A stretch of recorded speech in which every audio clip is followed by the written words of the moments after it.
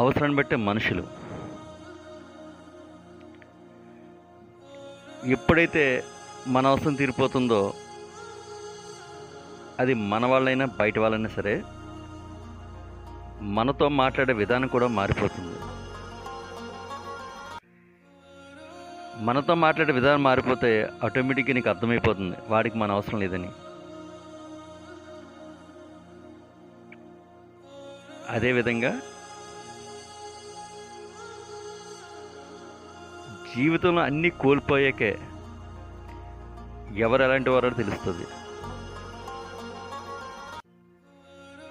So మీరు ఎక్కువ feel అవ్వద్దు, అరే నన్ను ఇలా మోసం చేశారు, అలా చేశారని. సో ఏం జరిగినా మన మంచిగా జరిగింది అనుకోండి.